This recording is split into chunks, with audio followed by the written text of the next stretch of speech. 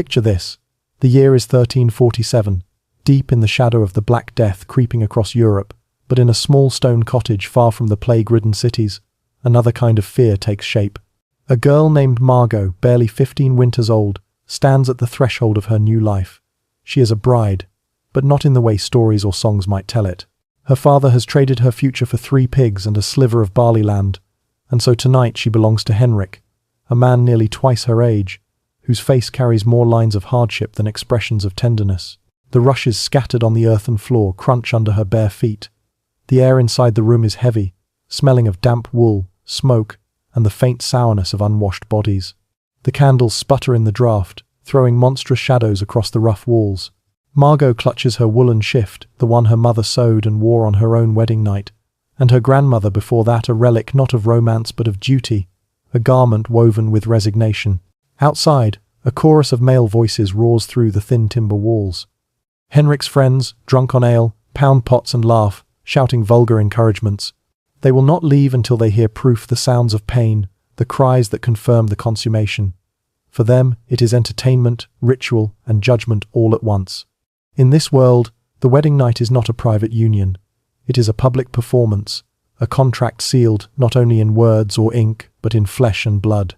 Margot's breath shortens as Henrik steps closer. His hands are roughened from years of toil, his eyes clouded not with love but with expectation. She remembers her mother's whispered counsel, awkward fragments about a wife's duty, warnings laced with fear. Yet no words could prepare her for this moment. The tightening of her throat, the thundering of her pulse, the awareness that she is trapped between a stranger's touch and a society's gaze. This is not a love story. This is the reality of medieval intimacy, where women were property, where desire was suspicion, and where the bed was less a place of comfort than a battlefield. The union of man and wife was never merely personal. It was political, spiritual, and terrifyingly public. The medieval world bound sexuality to survival, honor, and salvation. A marriage was not about love, nor even companionship. It was an alliance, a contract negotiated by fathers and overseen by priests. Virginity was currency, more valuable than gold, and its proof demanded public display. Sheets stained with blood were paraded to neighbors as evidence of purity and legitimacy. If no blood appeared, a bride could be disgraced, sent back, or worse, accused of deception, condemned as impure. Some girls resorted to desperate tricks, pricking their fingers, hiding chicken's blood beneath the sheets. But deception carried its own mortal risks.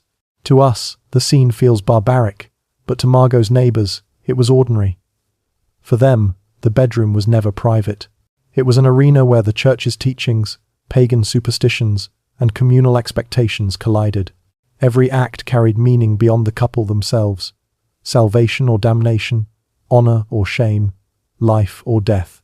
And so, as Henrik's hand reaches for the cord at her neck, Margot stands not just as a girl about to be initiated into womanhood, but as the vessel of an entire system's anxieties. Her body is no longer hers. It belongs to her husband, to her family, to the watching community, and even perhaps most of all to the judgment of heaven. The candlelight flickers, the voices outside grow louder, and Margot trembles, knowing that tonight her cries will echo far beyond this smoky chamber. If Margot thought that marriage might eventually soften, that time or familiarity would bring her comfort, the church stood ready to remind her otherwise. For medieval Europe, the bed was not only a place of duty, it was a confessional booth, a battleground where salvation could be won or lost. Every touch, every sigh, every moment beneath the sheets was scrutinized through the lens of sin. Street Jerome, writing centuries earlier, had thundered that a man who loved his wife too ardently was guilty of adultery, not against another woman, but against God. Passion itself was suspect. Love, if too fiery, was corruption. Even within the sacred bond of marriage, pleasure was considered dangerous, an indulgence that invited the devil to slip between the sheets. By Margot's time in the mid-14th century, the doctrines of the church had hardened into an elaborate web of rules that hovered over every married couple. Thomas Aquinas, in his Summa Theologica, had given explicit instructions. Intercourse was permitted only in one position, the man above, the woman below, face to face. This arrangement, they argued, reflected divine order, man dominant, woman submissive, mirroring the hierarchy of heaven and earth. Anything else, the woman on top, or coupling from behind, was condemned as against nature, a sin that could drag the soul to hell. But position was not the only concern. Timing mattered as well. The church forbade intimacy on holy days, during Lent, Advent, or Eastertide. Wednesdays, Fridays, and Sundays were off limits. Coupling during menstruation was a mortal sin, as was sex while pregnant or breastfeeding. If a husband and wife followed these restrictions to the letter, they might only share a bed 50 days out of an entire year, 50 nights, and each one shadowed by the fear of sin. For Margot, these rules were not just whispered theory. They were real, drilled into her by her mother during hushed confessions, reinforced by sermons in the cold village church. A priest might remind his flock that even a marital embrace could offend heaven if indulged in too eagerly.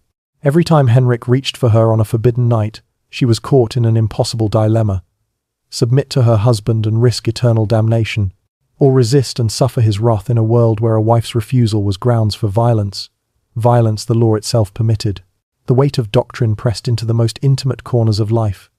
Imagine the silence between Margot and Henrik, broken only by the creak of the bed, yet filled with unspoken fear. Was she lying on her back at the right angle? Was this the wrong night in the liturgical calendar? Would too much pleasure mark them both as sinners? Love itself became an act of calculation, of spiritual bookkeeping where the smallest misstep might echo into eternity. And beyond the walls of her cottage, the village was listening too. Neighbors gossiped, priests in confession pried into details, and even bishops concerned themselves with the rhythms of commoners' beds. The marriage bed, far from private, was a place where theology, superstition, and raw survival collided. For Margot, desire was not hers to explore. It was a labyrinth of rules, a spiritual minefield, and at its center lay a cruel paradox. The very act demanded by marriage was also the act most dangerous to the soul. To understand Margot's world, we must step into the strange, often chilling medical imagination of the Middle Ages. For all their cathedrals and manuscripts, Europeans of this era carried an astonishingly distorted vision of the female body. Women, according to the learned physicians of the age, were simply defective men, a botched version of the male form. Their organs, they believed, were the same as men's, only turned inside out. The vagina was an inverted penis. The ovaries were hidden testicles. What we now recognize as natural difference was then framed as imperfection. This belief was not mere ignorance whispered in back alleys. It was taught in universities, copied into manuscripts, recited by men in robes who were considered the guardians of truth, and it seeped down into the daily lives of women like Margot, shaping how their desires, illnesses, and pregnancies were understood. One particularly cruel notion arose from these misunderstandings: the belief that for conception to occur, a woman must experience pleasure, even climax. Thus, if a woman became pregnant after rape, medieval courts often argued she must have enjoyed it, and therefore bore some responsibility. Imagine the weight of such a lie: pain rebranded as consent, survival twisted into guilt. Medical texts offered explanations even more bizarre. Some claimed that a woman's womb was a restless creature, a wandering organ capable of sliding through her body like an animal seeking comfort. If it strayed upward, it could choke her lungs and heart, causing fainting, madness, even death. If it drifted downward, it might try to escape altogether. Physicians prescribed fumigation to lure it back. Sweet-smelling herbs held near the genitals. Foul odors waved beneath the nose. It was as though the uterus were a wayward pet, coaxed into obedience with smoke and scent.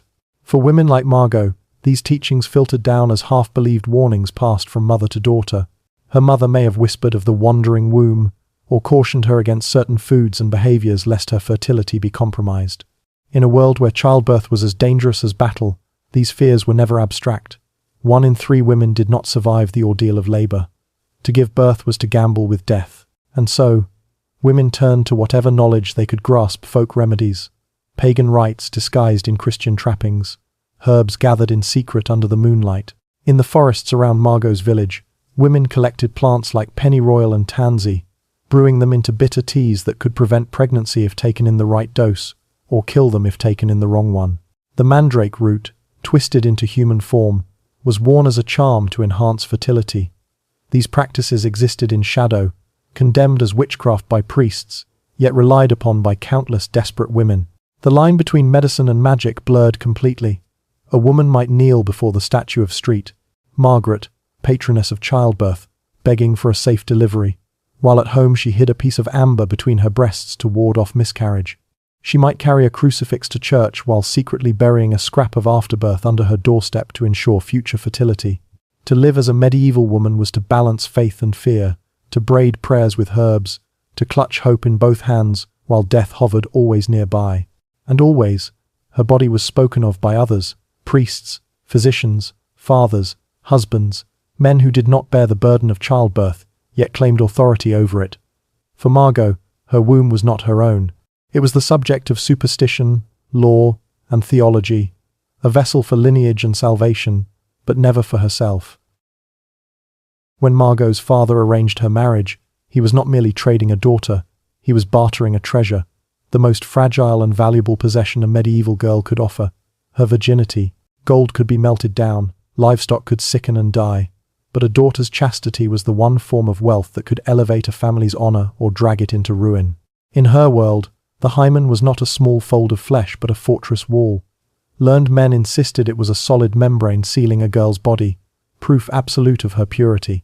They did not know or did not wish to know that the hymen varied in form, that it could stretch or tear through something as ordinary as riding a horse or carrying heavy loads. Their ignorance hardened into law, and ignorance is always most dangerous when it gains the power to judge. On the wedding night, the bride's body became evidence. If there was blood on the sheets, the union was sanctified, the family's honor preserved. If not, suspicion bloomed like rot. The crowd gathered outside the chamber demanded proof. The stained cloth was displayed to all as though it were a contract written in flesh. Without it, the marriage could be annulled. The bride returned in disgrace, branded a liar, sometimes even killed for fraud. The pressure was unbearable. Some girls resorted to desperate tricks, pricking their fingers to smear a few drops, or hiding chicken blood in tiny bladders tucked beneath their skirts. But deception carried terrible risks. If discovered, it was not merely a broken promise, but a stain upon the family's name, a betrayal punishable by exile or death. And what of the girls whose bodies simply did not bleed? They had no defense, for in the eyes of men, nature itself testified against them. A torn hymen was proof of sin, an intact one, proof of virtue. There was no space for nuance, no space for mercy. The church's obsession with consummation extended even into courtrooms. A marriage was not considered valid until bodies had joined, so disputes sometimes led to humiliating trials. Priests and judges would summon couples to testify about their wedding night, interrogating them on intimate details. Doctors might be called to examine the bride, probing her body for signs of penetration. Neighbors were asked what they heard through the walls, the moans, the cries, the silence. Even the most private moments became public spectacle. For Margot, the wedding night was never hers alone. It was theatre, law, theology, and commerce rolled into one. She was both bride and exhibit, both woman and evidence. As Henrik reached for her, she must have felt not only his rough hand but the crushing weight of expectation pressing from every direction. Her father's bargain, her neighbor's judgment, her husband's demand, her priest's warnings, and the cold gaze of heaven itself. The bed was meant to unite two people, but in Margot's world, it was crowded with 1,000 unseen witnesses. For all the rigid rules carved by priests and theologians, desire refused to vanish. Beneath the surface of sermons and penitential manuals, a shadow world thrived: bawdy stories, secret writings, and whispered confessions that revealed the complexity of human longing. In France, traveling minstrels recited fabliaux crude, comic tales where lusty wives tricked jealous husbands, where priests fell prey to temptation, where forbidden positions and daring acts were celebrated with laughter. These stories, performed in taverns and marketplaces, mocked the church's stern commandments. They were dangerous, but they gave ordinary people a glimpse of pleasures outlawed in official doctrine. Even among the nobility, manuscripts circulated that described elaborate techniques of lovemaking, thinly disguised as medical guidance. Behind curtains of silk and stone, aristocrats experimented with the very acts that peasants were told would damn their souls. But secrecy carried its own peril. If discovered, such indulgences could mean public shame, excommunication, even death. Pleasure was always shadowed by fear, as though every stolen embrace summoned invisible judges into the room. And sometimes, those invisible judges became monsters. Medieval Europe believed firmly in the existence of sexual demons. The succubus, a female spirit, crept into men's beds at night, seducing them, draining their strength. The incubus, her male counterpart, was said to attack women, forcing itself upon them as they slept. What we now understand as sleep paralysis, the suffocating weight on the chest, the inability to move, was, for Margot's world, proof of demonic assault. Priests thundered that demons could steal a man's seed, transform, and impregnate women with cursed offspring. For women who woke from nightmares trembling, their terror was compounded by suspicion. Were they victims of demons, or guilty of consorting with them? The line between prey and witch was perilously thin. Even the most natural rhythms of a woman's body were wrapped in terror. Menstruation, for medieval society, was not a private inconvenience but a source of horror. Menstrual blood was believed to be poison strong enough to sour wine, wither crops, dull steel, and drive animals mad. Ancient texts carried forward into the Middle Ages claimed it could kill bees, cause dogs to foam at the mouth, even cloud mirrors with a glance. A bleeding woman was marked as dangerous, polluted, untouchable. In many villages, women were barred from kitchens or churches during their cycles.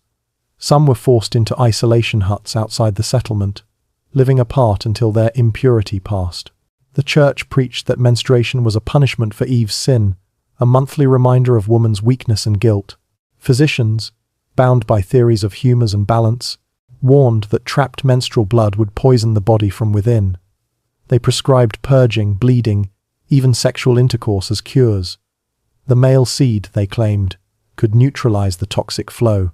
And so, a woman's suffering was turned into further justification for her subjugation. Yet in secret, women preserved their own knowledge. They used moss, wool, or scraps of cloth for protection. They tracked their cycles by the moon and brewed teas to ease the cramps that men dismissed as hysteria. These remedies were passed quietly from grandmother to mother to daughter, a lineage of survival hidden from the priests who would condemn it as witchcraft. For Margot, the body was a battlefield of contradictions. Her pleasure was suspect, her nightmares dangerous, her monthly bleeding a curse, her very womb a wandering creature in need of control. She lived in a world where every natural part of being a woman was distorted into threat or sin, and yet where the desire for comfort, connection, and understanding never ceased to pulse beneath the weight of fear. In Margot's village, sexuality was never just personal. It was a public ledger of honor and shame, where a single rumor could make or unmake lives. A man's virility was tied to his standing as much as his skill with a plow or sword. To be labeled impotent was not simply an intimate failure, it was public humiliation, a blow to his masculinity, his reputation, even his authority as head of the household. For women, the stakes were sharper still. A glance in the wrong place, a whispered conversation with the wrong man, could spark gossip that clung like smoke. Medieval towns were small worlds where nothing stayed hidden. A woman's reputation could shatter with terrifying speed, and once broken, it was rarely repaired. Even wives, dutiful and obedient, lived beneath the constant threat of slander, for in this world, innocence was never assumed. The law reflected these twisted values. Rape was not defined as a crime against the woman herself, but against her father, her husband, or her lord, the men who owned her body. Punishment varied cruelly by class. A nobleman who violated a peasant girl might pay a modest fine, while a peasant who touched a noblewoman could be hanged, mutilated, or worse. Adultery drew harsher consequences still, but almost always for women. A husband who caught his wife in another man's arms could kill them both on the spot and walk away untouched by law. The same husband, however, could take his pleasure with servants, prostitutes, or unmarried women without fear of punishment. And yet, alongside this brutal system, there blossomed strange rituals of courtship, fragments of tenderness, trying to survive under oppression. Among nobles, poets sang of courtly love, where desire was transformed into a noble quest, a knight's devotion to a lady forever unfulfilled. These songs, sung in candlelit halls, elevated love into something almost holy, even as marriages remained little more than contracts of land and inheritance. For peasants like Margot, the reality was earthier but no less complex. Economic survival weighed heavily, yet in stolen moments, young men and women still found ways to test affection. In some regions, couples were permitted to lie together during their betrothal, separated by a thick wooden board called a bundling board. They could talk through the night, share warmth, even risk temptation, a strange compromise between intimacy and surveillance. Families used it as a test. If the couple resisted, they were judged fit for marriage. If they did not, consequences could be severe. Other traditions hinted at freedom hidden within the cracks of control. Each spring, May Day festivals invited the young into the woods, ostensibly to gather flowers and branches to decorate the village. In truth, it was a night of flirtation, of whispered promises beneath the trees, of bodies seeking what law and church forbade. Many births in February bore silent witness to those greenwood encounters. Marriage itself carried fertility rites that mingled Christian blessings with older, half-forgotten customs. Grains and nuts were tossed upon the bride to ensure fruitfulness.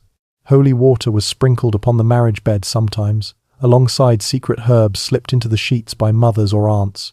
Beneath the solemn prayers lay the same old longing, to conquer death through children, to wrest hope from the body of a young bride.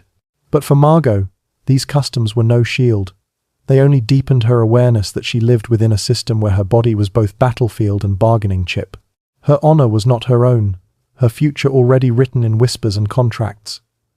And still, somewhere beneath that weight, desire lingered fragile, dangerous, yet stubbornly alive. By the late Middle Ages, the church and the state had woven an iron net around the most private parts of life. Desire itself became a matter of surveillance. Confession was no longer just about sins of the tongue or hand. Priests were trained to ask questions that crept into the marriage bed. How often did husband and wife couple? In what position? On what days? What thoughts stirred during the act? Answers became entries in an invisible ledger, proof that no corner of life was beyond the church's reach. The rise of the Inquisition took this scrutiny to extremes. Suspected heretics were not only pressed to reveal their beliefs but forced to confess their sexual habits under torture. Manuals for inquisitors included disturbingly detailed questions about positions, frequency, and fantasies, a paradox where the guardians of chastity preserved the most elaborate catalogues of sin. Punishment could be brutal. Women accused of adultery were sometimes locked in cages too small to stand, left to starve on bread and water. Men convicted of rape could be publicly castrated before execution. These spectacles were not only retribution but theatre, warnings to terrify communities into obedience. Even the infamous chastity belt, though likely less common than legend, suggests symbolized the climate of fear. A device imagined not merely to restrain a body, but to control a soul. Yet repression never fully conquered desire. Across Europe, brothels flourished in a strange twilight of legality. Cities regulated them, forcing prostitutes to wear distinct clothing, marking them as both tolerated and condemned. These women lived at society's edges, supplying what doctrine denied, their existence proof that desire could not be erased by sermons or chains. And still, in folk practices and whispered traditions, resistance flickered. Lovers found ways to meet in barns or fields, under cover of festivals. Secret charms and recipes passed from hand to hand, preserving knowledge the church sought to burn. Desire persisted in laughter, in song, in the stolen warmth of bodies despite the threat of damnation. When we return to Margot, trembling in her stone cottage, we can see her not only as a frightened girl but as a symbol of an entire civilization's struggle with sexuality. The flickering candlelight illuminates more than her fear. It reveals the crushing presence of family honor, church law, superstition, and community surveillance, all pressing down upon her young shoulders. Henrik's hand reaching toward her is not just the touch of one man. It is the grasp of a culture that sought to own women's bodies, to script, desire, to legislate even the size of love. And yet, even here, there is something that refuses to be extinguished. Human longing for comfort, for pleasure, for connection endures. Despite centuries of rules, punishments, and shame, people found ways to resist, to laugh, to love. The medieval world reminds us that sexuality has never been only about the body. It has always been about power, about survival, about the eternal tension between control and freedom.